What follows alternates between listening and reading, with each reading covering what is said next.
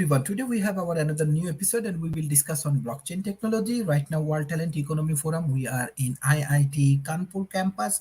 We are collaborating with IIT and you know that they are developing around 117 startup. We are visiting this startup. We are meeting with the entrepreneur, the innovators and the great resources from South Asia. Those who work as a leading entrepreneurs in Asia Pacific. Beside that, this kind of dialogue really helpful for the emerging economy like India, Bangladesh, Malaysia, Singapore, and many other countries. So hopefully, this dialogue can give us a unique resources for different entrepreneurs. Professor Ching, what you want to discuss about blockchain? Can you unmute, please?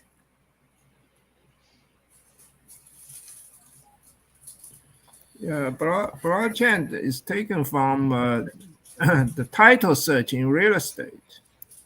Okay, and it's sort of expanded into block transaction, much like banks. Banks are clearance every evening after 3 o'clock. So they combine the two. Okay, the person who invented blockchain probably worked for the bank, so he has this whole idea of how to do this. But in real estate, if you have a piece of land, you don't know if you own it or not. How do you get value for this land? The way to do is to have a chain of title, and therefore we all know who owns this piece of land. Okay, this is the original idea, and it has been working for thousands of years. Okay, and this experience shows that Bitcoin blockchain, they will be successful as a currency, but may not be successful versus the government currency, because government can always regulate them. And my feeling is, this there is problem with the whole idea of money. Okay, human being doesn't really have effective money. Okay, we used to be on the gold standard, and the gold is not sufficient. The amount of gold is not sufficient for international trade, and the gold is very difficult to use. So blockchain and the Bitcoin and the cryptocurrency, they all contribute to teach the government about the centralized digital currency, central bank digital currency, which is what's going on. Okay, if you want to look into it, you're looking into central bank digital currency. They are using blockchain technology. And on one hand, they want to establish their own currency. The government, on the other hand, will also try to shut down all the cryptocurrency in existence. They had shut down one guy from, graduate from MIT, where I went to school. And now they are trying to shut down this Binance. Binance is actually finance spelled with, replace F with B, Binance. And it's done by somebody I actually a long time ago I know. It's Ping Chow. They call CZ. And the problem with CZ is that he just bypassed the regulation, the government regulation, and he does not register with the U.S. federal government, and he has evaded the federal laws. That's what they charge him with, and it is possible that he can no longer exist in U.S. Then he's moving his headquarters to Hong Kong. So this is basically what's going on. Let's get some people who are not familiar with blockchain. Let's go over some of the simple ideas in blockchain. In blockchain, they start with a wallet address. Okay, everyone has to have a wallet. You have a wallet address, then you open with a private key, which nobody knows. Then go through a hash encryption algorithm, then encrypted and digitally signed, then go to a public key. Okay, in other words, they go around the world. Okay, something that everyone have the address. Okay, like an email address. Then finally, then it's decrypted. It can only be decrypted by the receiver with a private key. Again, a private key, secreted private key. So basically, involve in the hash they involve mining. So they call this miner. I don't know why they call it miner, but the miner gets about used to be 25 Bitcoin, now it's 12.5, half of it.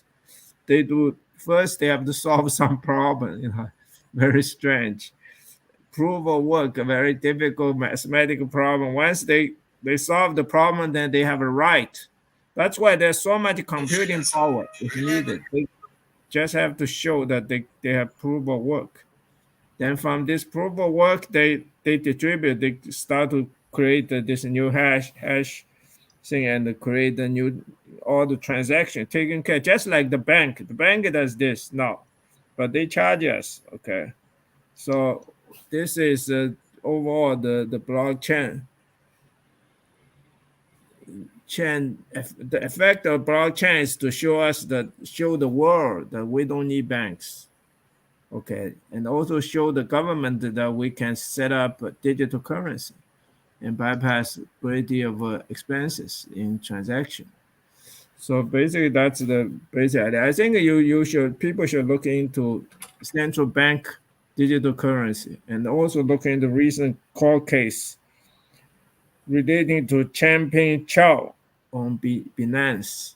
You get the most recent view on blockchain and crypto. Yeah. Mhm. Okay. Thank you. Now I request Professor David Smith. Sharif, thank you so much for letting me be part of the program today. As Dr. Ching has said,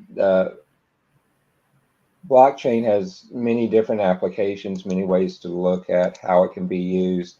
I kind of look at a definition slightly different in that blockchain is first and foremost a distributed ledger, and it's distributed between multiple nodes of computer networks.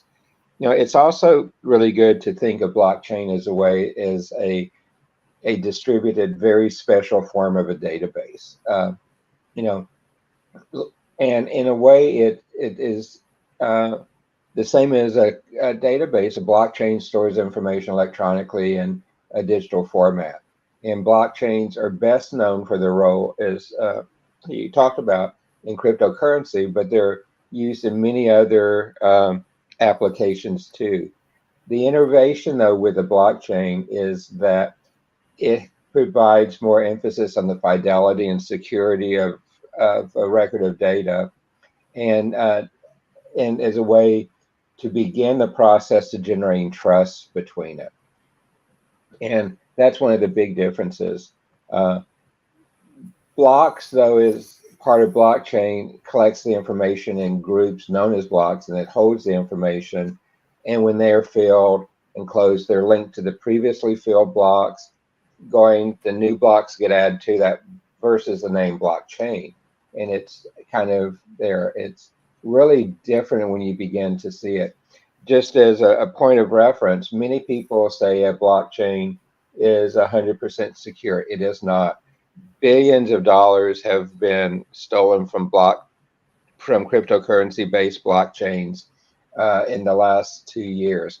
And we have gone through several versions of blockchain. The next version coming out, really a blockchain version 3 type, are going to be a lot more secure, but there's still security issues that go with it, particularly with blockchains being susceptible to man-in-the-middle type of attack. But one of the keys is that a blockchain is used in a decentralized way so that no single person or group has control, but it begins to work with you as you look at it. It's also important to understand that there's multiple types of blockchains. There's 4 main types. One of these is a public blockchain, which is a permissionless distributed ledger on which anybody can join and conduct transactions. It is a non-restrictive form of the ledger to where each peer has a copy of the ledger. There's a private blockchain out there too, as you begin to look at that. And it's very different in the context of it. Is that it it really is operated in a private context. This is a restricted network or is controlled by a single identity. It's has peer-to-peer connections and is decentralized. Um, for example, when compared with a public blockchain, but it is much smaller than what you see there, and it can be worked. Uh, Going back to the public blockchains for a minute, the user has access to the historical and contemporary records.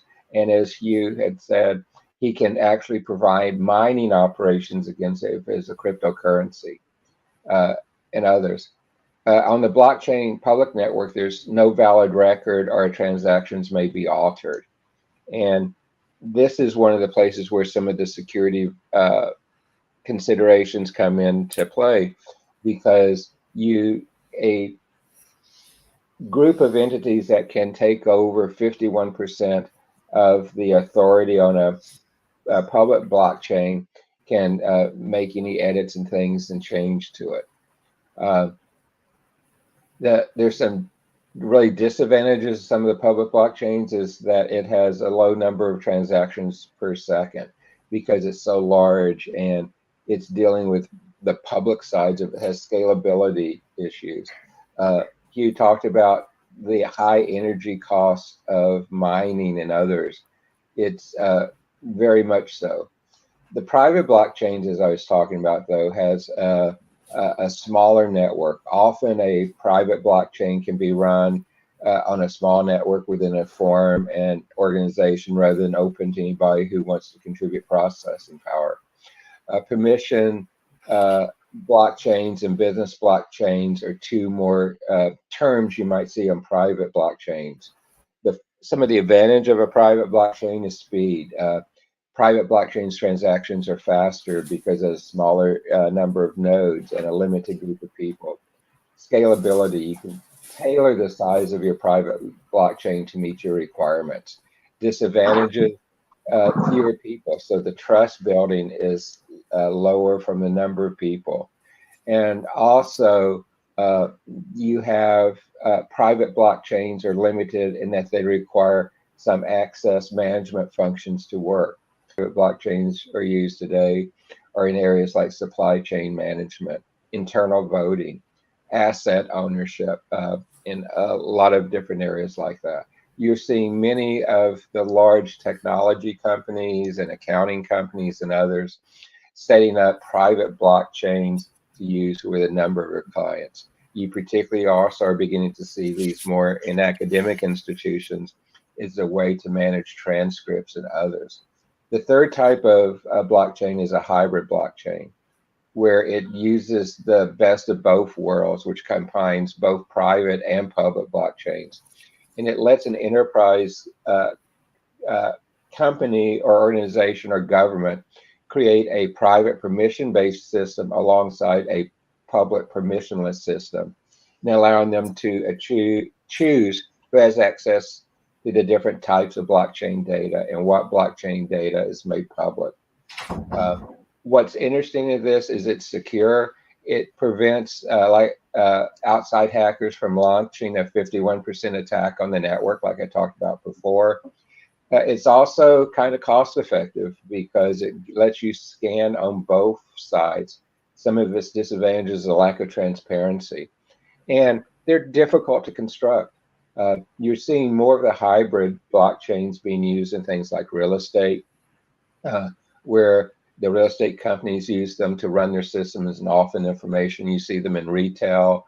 You see them in very highly regulated markets. Some of the banking blockchains are using this hybrid blockchain part because it lets them meet the consortia requirements.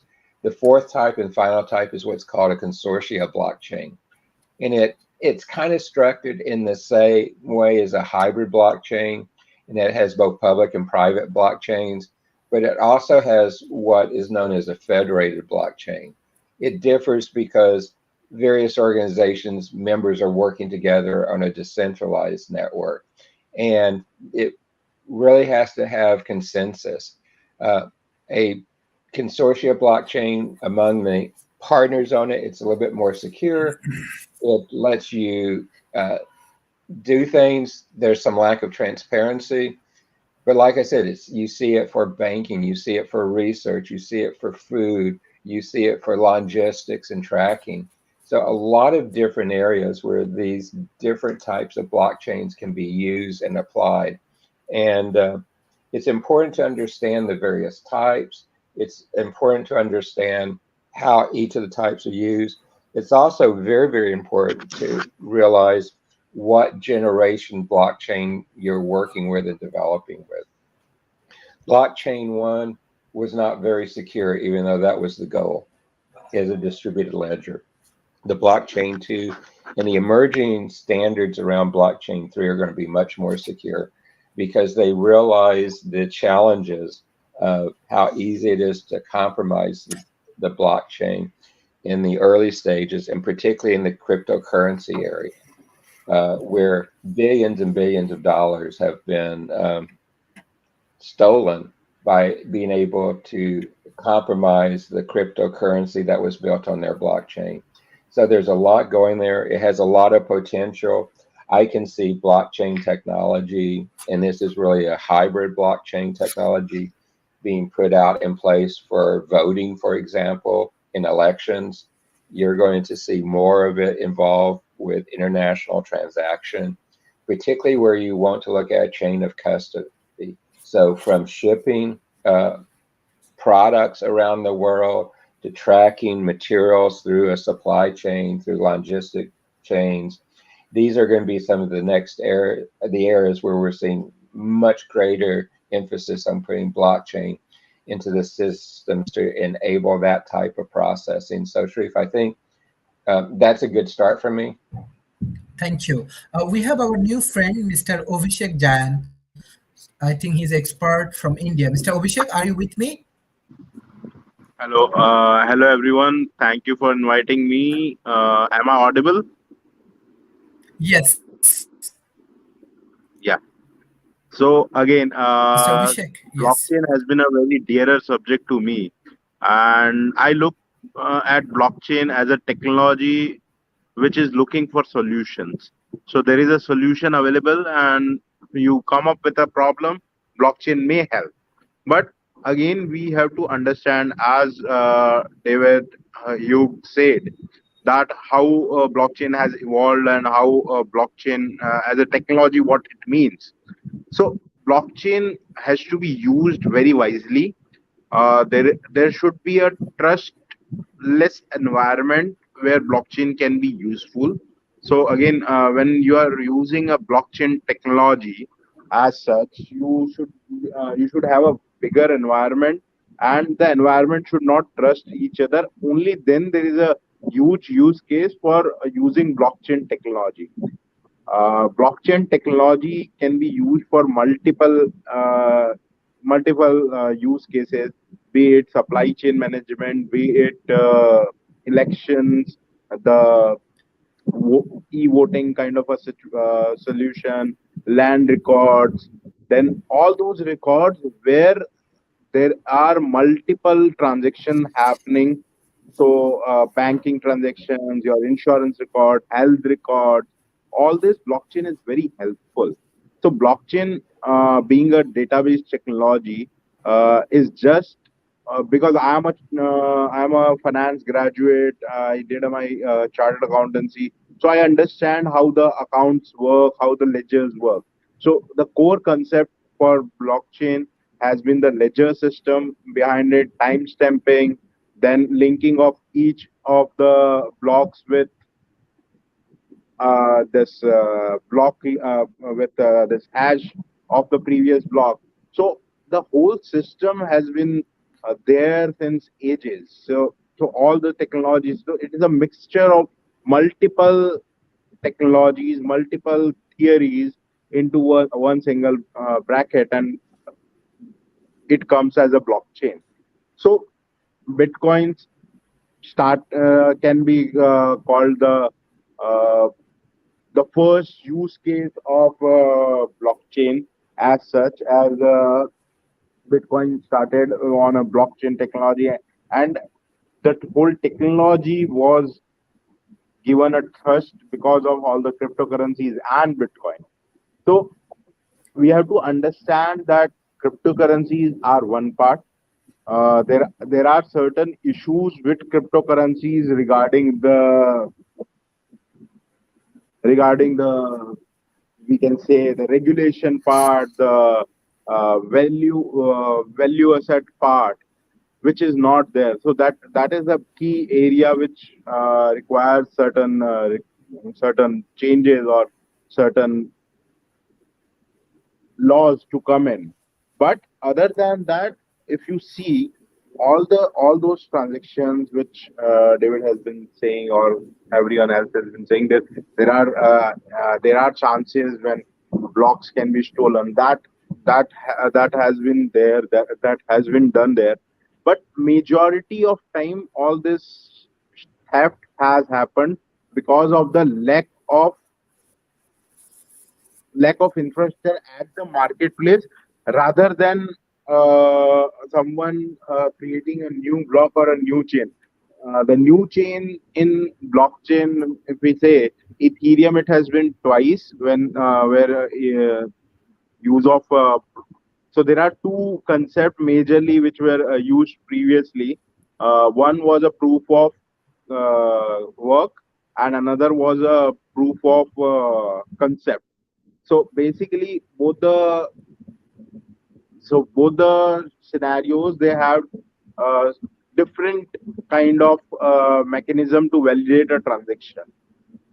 Now, with the advancements coming in, there are multiple proof of concepts which has come crop over the time, and so that the gas or the actual energy wasted towards getting the correct uh, answer, whether the block is correct or not, comes down to minimalistically low levels, so that there are multiple mathematical algorithms which have been created to speed up the blockchain. And so again, blockchain is not a very speedy database. If you say you want to do a very fast transaction in a blockchain database, you can do much faster transaction in a normal database, because blockchain always validates the previous transaction and check whether the transaction happening is correct or not, and there are multiple miners who will mine and check whether the transaction is correct or not. So there are multiple things which are happening on the back end of a single transaction. And in a simple database on a small on a Oracle DB, there will be just tracking the previous transaction ID and mapping it whether any transaction in between has happened or not. But while that is the USP of blockchain, but it makes blockchain a little slower. So because of that, there are been multiple blockchain concepts which has occurred, and there are multiple scientists who are doing research to attain some or the other faster results to a blockchain. So there have been this has increased the use case of uh, and the security of a blockchain transaction. Apart from that, on the private blockchain side, government blockchain side, there have been huge activity. Though cryptocurrencies are booming like anything, people are investing in it, but there are certain things which people need to understand. All the cryptocurrencies are on blockchain.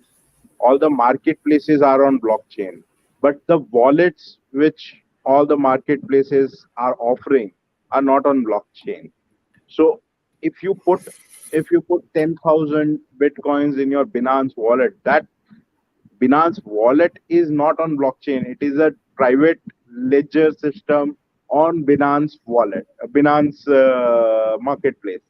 So there is no third party validation whether that bitcoins or that cryptocurrencies which you are holding in your Binance wallet is actually there on the blockchain in your name, because everything is in the name of the marketplace, and then a sub wallet number is given by the marketplace to identify that.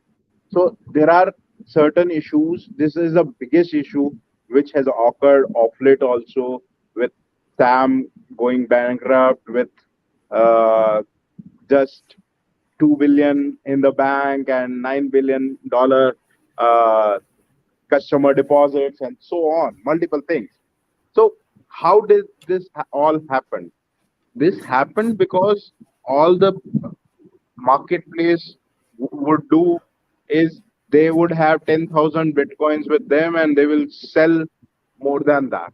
So these are the issues, current issues with the cryptocurrencies, which will take time as the regulations will come, and there will be certain level of interactions with multiple governments.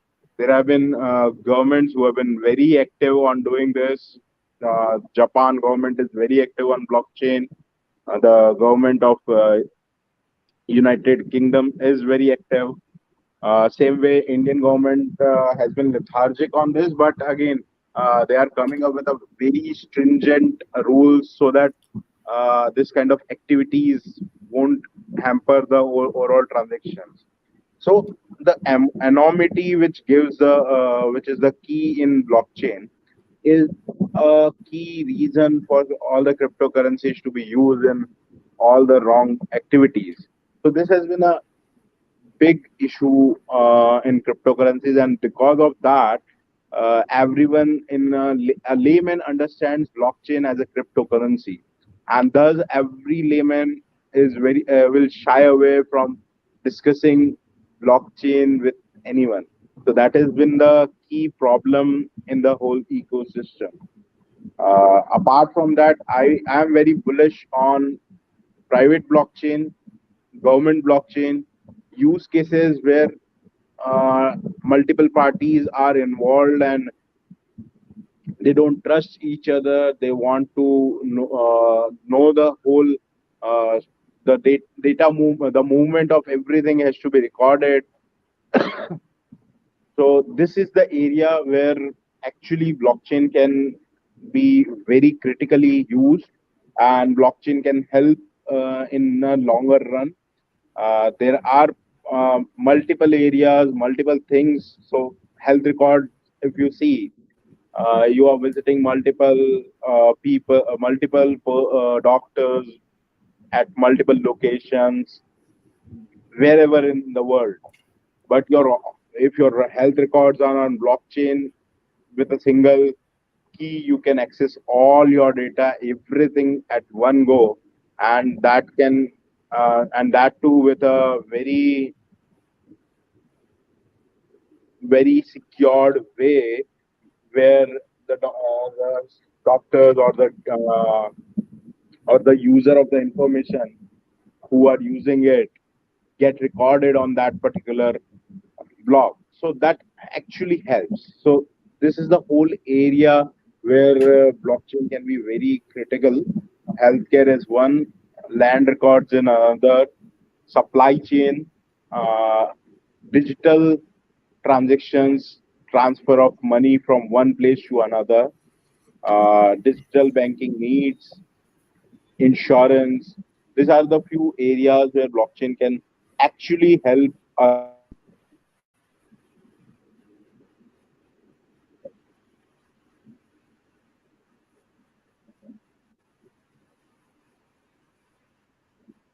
Mr. Abhishek? Yeah. Yeah, So thank you. Thank you. yeah, Yes. that's for me. Okay, thank you. We have our another friend from Africa, Mr. Ifiani Uchi. Uh, what you want to discuss?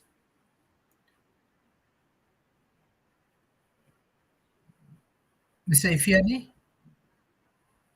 Okay, thank you. Yes, please.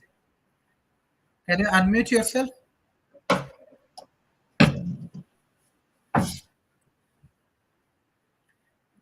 Can I unmute yourself? Your audio.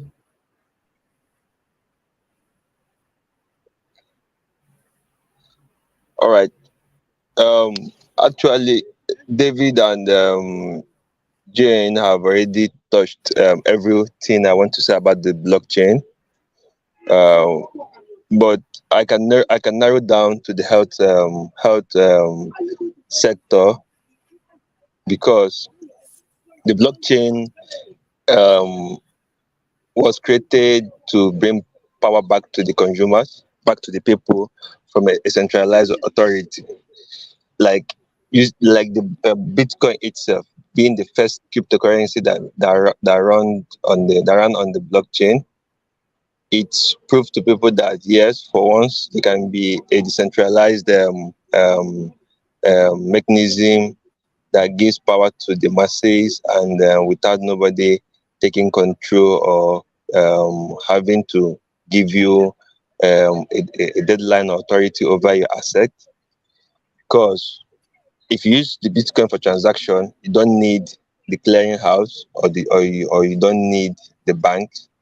What you just need is the person on the other side receiving address, and you do the transaction in a split of maybe 5 seconds, 10 seconds.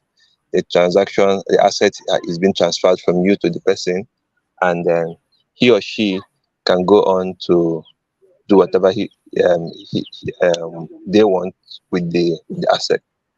Now, on the health aspect, mostly found out that the blockchain can play a very vital role in securing the health information of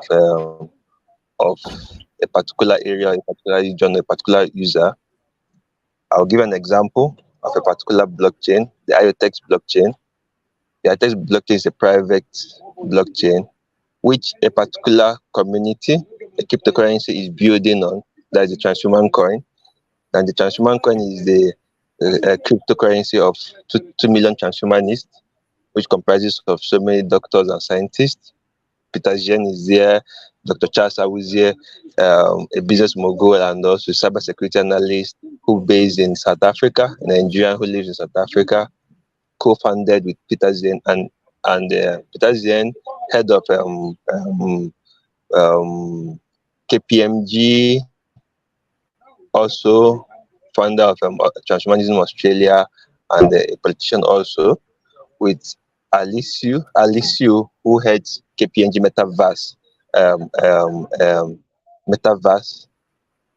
and also she has other 3 startups in in machine language, and other startups in the tech world. Now, what we're trying to achieve using Transhuman Coin, or this is my use case, is members, holders who see the white paper and sees the potential of the project, onboard into the project. And developers and the developers, with the help of the Science Advisory Board, which Dr. Avenchi Xiang also heads, and the ABRI came on board last year,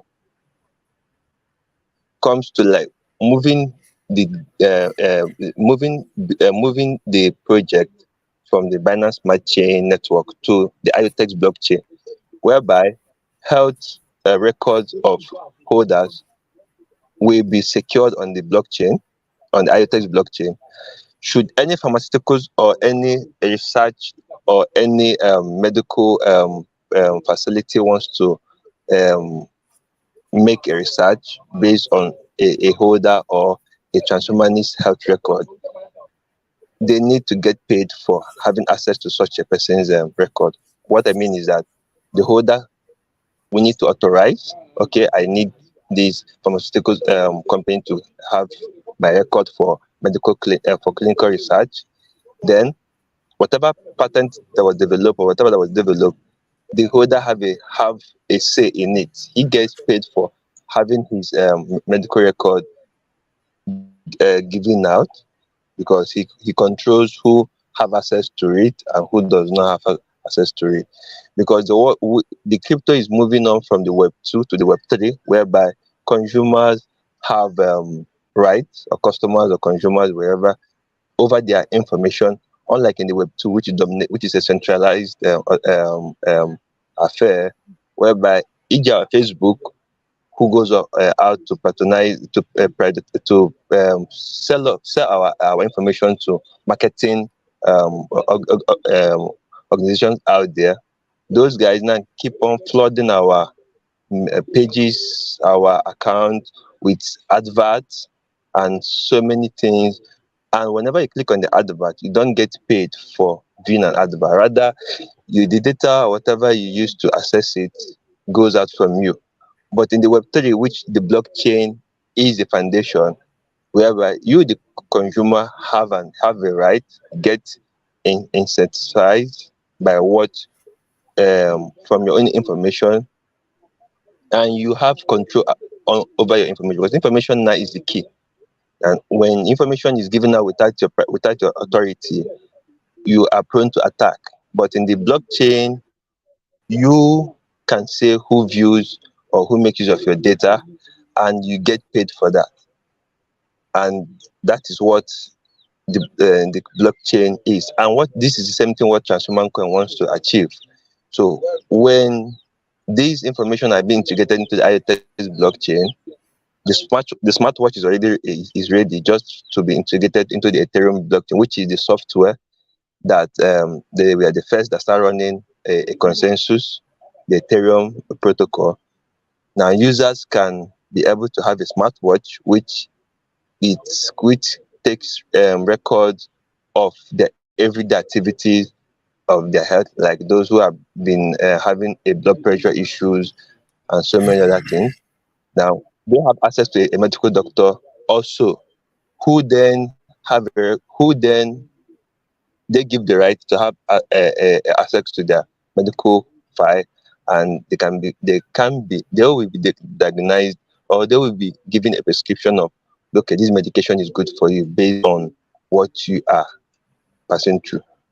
And it gives you access to a medical doctor, unlike in the Web 2, where you need to pass through so many process before you get access to a doctor.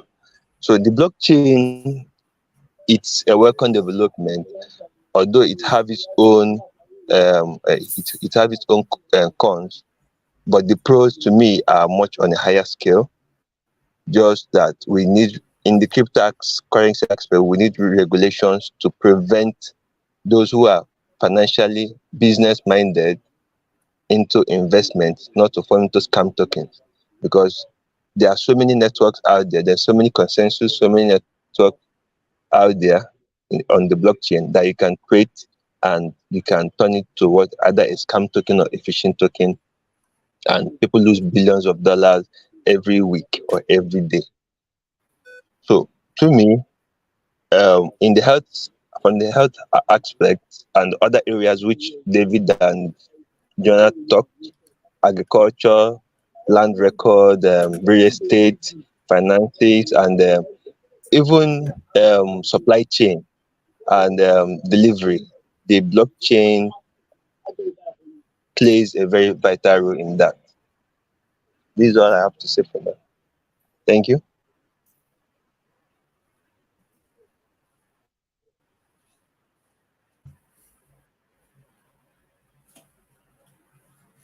Thank you, Professor Ting.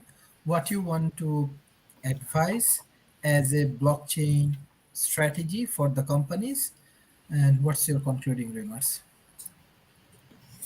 Okay, well, I my time mostly I deal with people who are most advanced in the field. So I'm not really into teaching some companies to do certain things. And this is good for everybody. What I'm about to say, that is this today's non-stable cryptocurrency, they go up and they go down, and they're being challenged by stable currency, especially by China will never allow the currency, maybe in Hong Kong, but not into China, because they have digital currency. They don't need to have, this the original intent of Bitcoin is just to avoid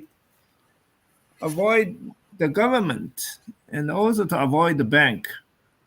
Okay, these are the big issues. And in my case, I feel there's two problems that are not solved. These are problems that have solutions. You see, first problem is money is not solved. Throughout history, all the money has disappeared. No currency has ever survived past the government, except gold, silver, maybe. And another problem is the security. You see, David talked a great deal about security. The security problem is not solved. Okay, they're giving lots of people who invent mathematical method of encryption. That's not correct, because I solved the problem of complete automated software. Simply, encryption is to change one digit, one number to another number, then change it back. That is encryption. And the complete automated software is a general scrambler, so it can scramble any number into any other number. And the complete automated software can create its own. Once it has a lock, it can create its own key. Okay, that is the problem. That is the difficult problem. If you want to do it by hand, it's not possible. You got to have complete automation. So the encryption problem is solved by us. It has to be solved.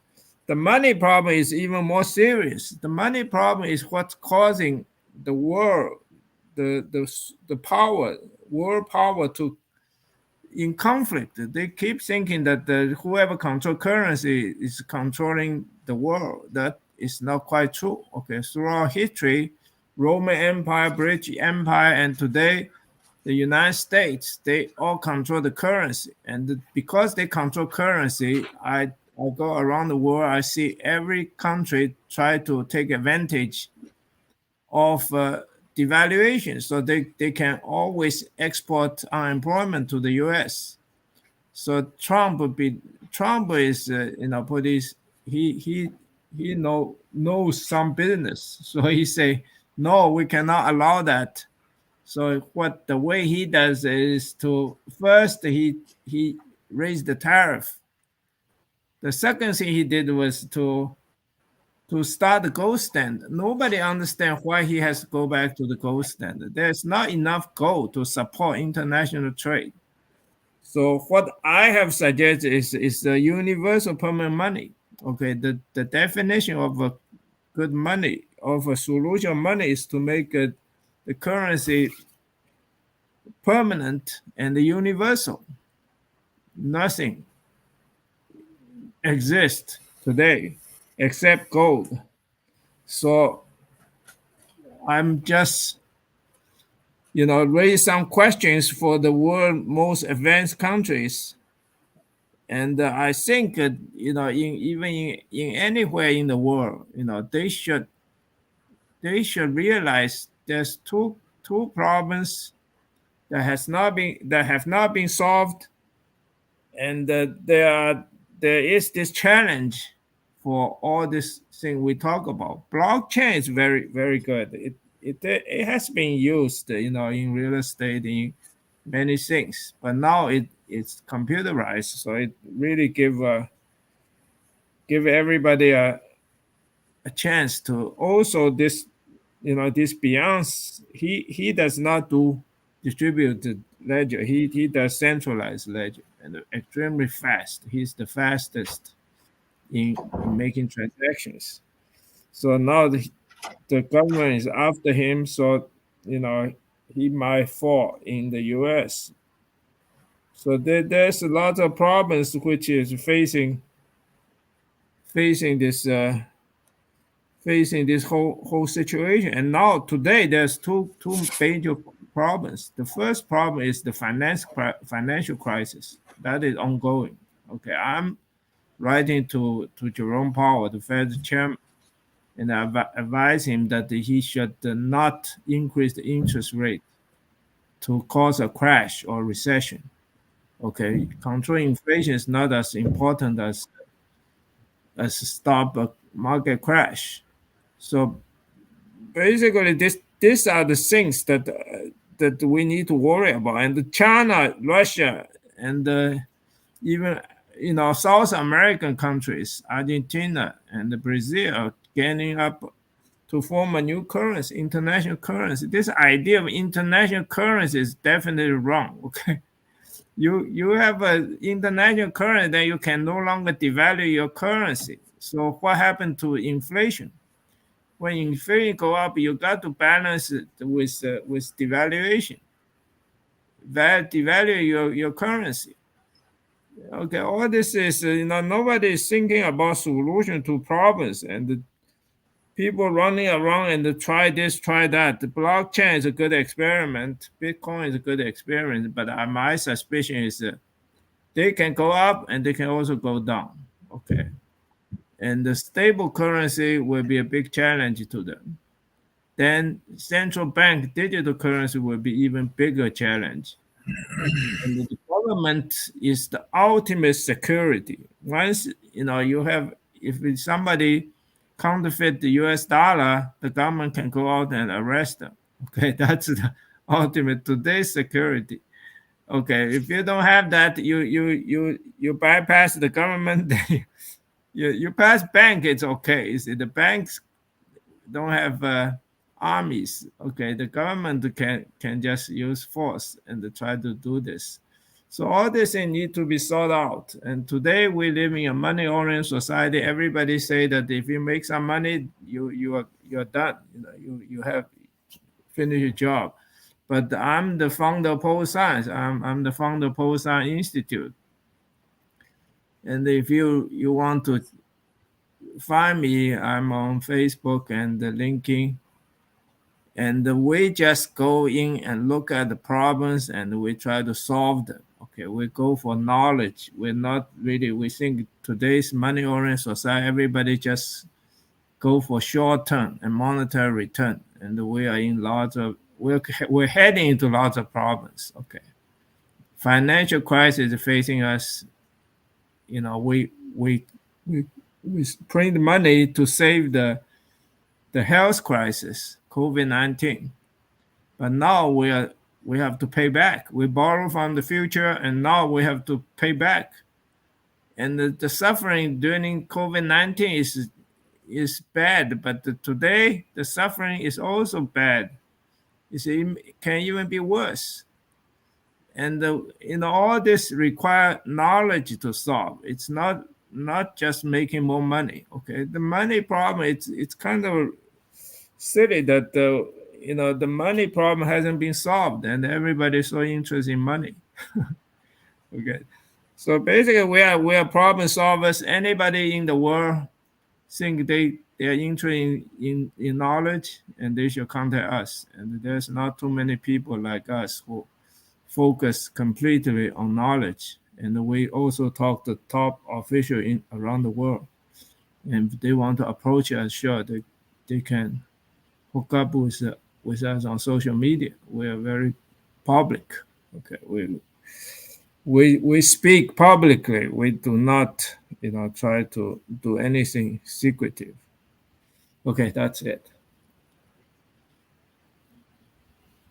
Okay, Dave, you're next. Dr. Sharif, anything you particularly would like me to Professor talk David about? Smith. Mr. Sharif, thank you so much. Blockchain technology is something that developing nations need to keep track of, begin to use.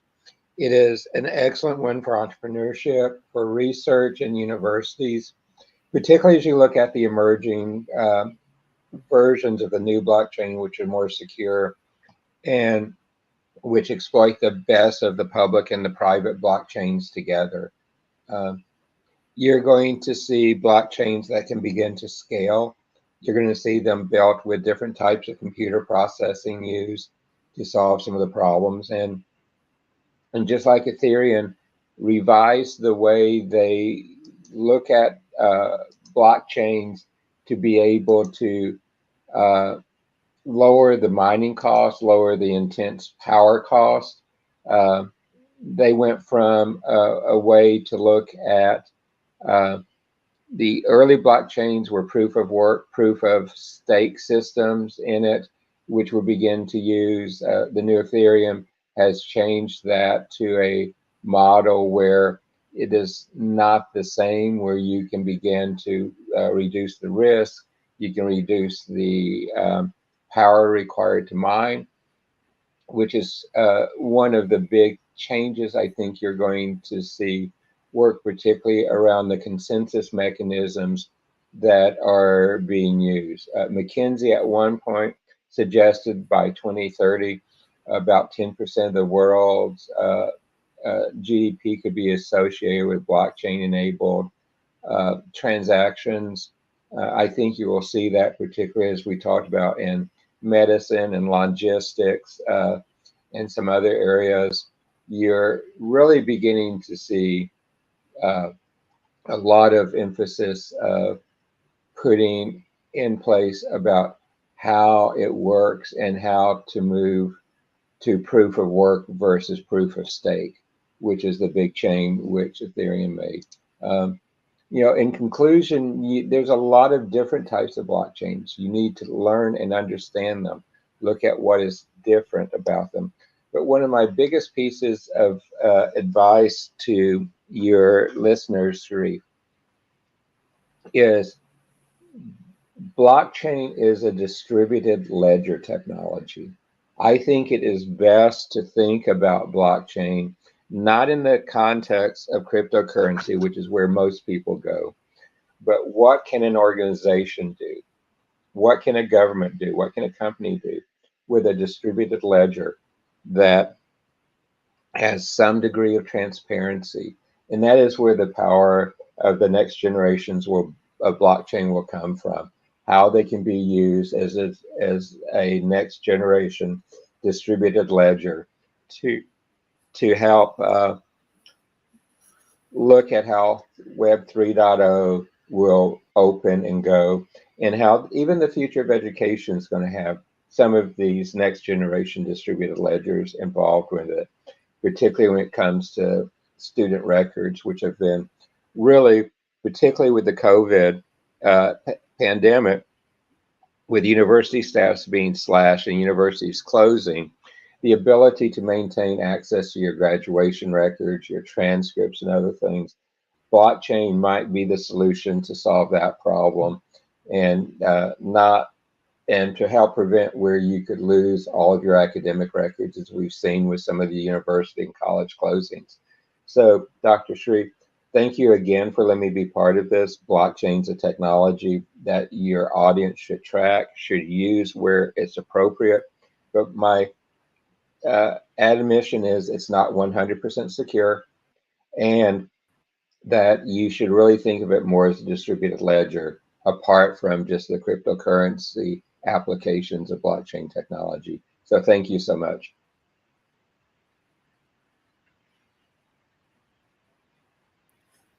Thank you. Now I request Mr. Abhishek Jain for concluding remarks. Mr. Abhishek. Yeah. So, thank you for giving me the opportunity. Blockchain as a technology has a huge future. It will create great applications for the database decentralization. So it will help the governments, the bigger organizations, the pool of organizations to uh, do the transactions with authentication in a lesser time. The blockchain will create a sense of trust within the untrusted parties in a longer run. This will create a financial as well as a trade boost to between the parties, and in a longer run there will be huge requirement between intra-government transaction, inter-government transactions, inter globe transactions, as well as some of the confidential transactions where there is a huge need of trust. Defense also as a sector will be very useful, will get very useful insights through this technology, the usage of ammunitions, the buying of ammunitions, the buying of a ship, anything you say, this will help in the longer run.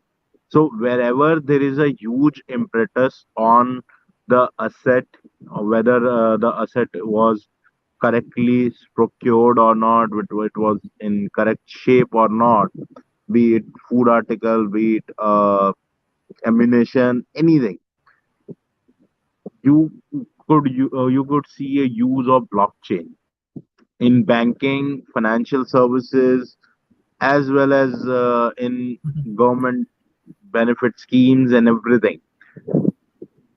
Blockchain will act as a game changer, though it has been used by multiple governments now. Multiple governments are looking to implement it in a very bigger way. So overall, whenever there is a size of the ecosystem where blockchain has to be used is big, there is a huge scope for the blockchain. Cryptocurrencies may be considered as a commodity rather than a currency, and maybe it will be a trading jig for multiple people. But I'm not very bullish on the cryptocurrencies converting into the fiat currency or the stable currency. So, on my concluding remark, blockchain as a private as well as public blockchain on with government will have a permission. Blockchain will have a huge role in the years to come, and we have been doing it. Uh, we have been working with multiple governments to understand their needs, and even with the enterprises, bigger enterprises, to understand the need of usage of this technology and the benefits which it can pour in. So that is how can sense that blockchain can help in a longer run. And my concluding remark is blockchain is a better technology if we see it more than a cryptocurrency. Thank you. Thank you. Thank you. Mr. Ifiani, what's your concluding remarks? All right, my own conclusion is the blockchain is not a cryptocurrency, but cryptocurrency is the incentive that one someone gets when he or she interacts with the blockchain. We just need to educate people out there that the blockchain is not about monetary aspect or monetary system. It is more than that. It's bigger than that. From what David and Jenks have said, it's have so many potentials that if utilized this and this potential will keep growing because it's evolving from the layer ones consensus. We have the layer twos coming up. We might even have the layer three, which tries to make transaction much faster. The only issue here is people need to understand that it's not only about the financial aspect, and that is why there are so much scam coins out there who which have been created on the blockchain, and they keep draining people of their money. But when people start looking at the potential behind it, and even if you want to invest, you look into a certain project that that is being that uses the blockchain, which have a real life utility. If you have a project in the health, there are so many of them out there. We have the Vital Dio, we have Transhuman Coin on Ledger, on Ledger system. The Bitcoin is there. On software development, the Ethereum is there. We have the BNB there also as a network provider. So you look into all these and look at their real life use case, other than the monetary aspect or the gain one have to make when you put in your money. That process will help to remove the negativity of what cryptocurrency and blockchain is, and brings in the positivity which comes with it. Because in years to come, we are seeing advancement in artificial intelligence. We are seeing ChatGPT 3.5 upgraded to ChatGPT 4, and we are seeing so many topics, materials on longevity. In 2020, 2045, human will get to escape velocity, and there will be chances that in medical field, one may not be declared dead, but have a chance to keep living. And there are other practices to extend life. So these are all powered because the blockchain came into existence, and we are going to see so many designs coming out from the area estate. We're going to see agricultural increase when these blockchain principles are being integrated very well, not because of the money, but because of what it tends to solve. Now, the supply chain is also there.